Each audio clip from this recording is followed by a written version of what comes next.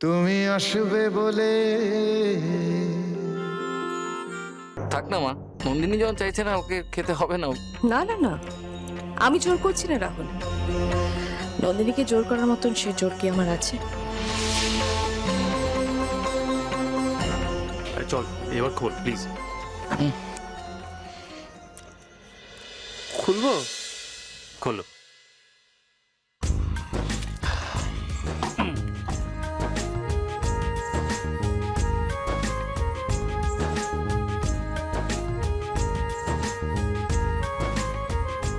আজকে কিন্তু আমিও একটু খাবো। নে। আমি সবাইকে দিয়ে আসছি। হ্যাঁ। কাকু আজকে আপনি কারুর কথা শুনবেন না। ওকে? Right right. দুটো গ্লাস নিয়ে। হ্যাঁ যাও গ্লাস। যাও যাও। গ্লাস।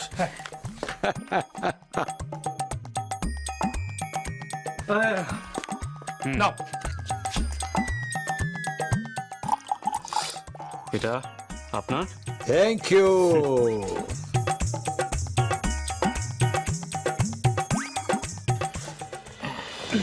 চিয়ার্সটা কর। Cheers cheers.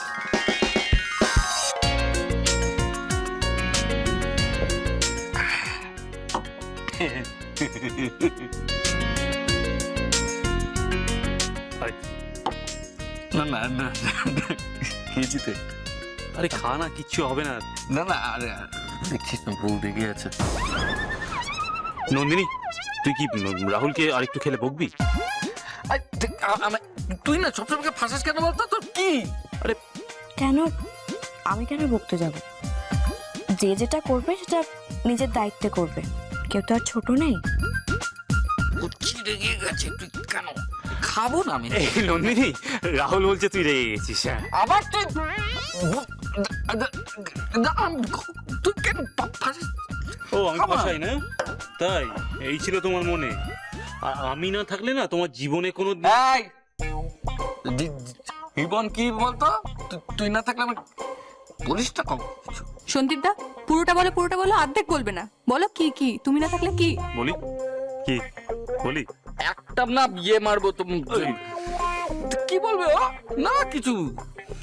আরে ওইসব হচ্ছে আমাদের ইতিহাস, মানে মিস্টার রাহুল দেবরায়ের ইতিহাস। আচ্ছা দি ভাই। দিশা, আমি ডেজার্টটা রেডি করছি। না না না না, তুমি কোথাও যাবে না। আরে মিষ্টি মুখটা পরে হবে, দাঁড়াও না।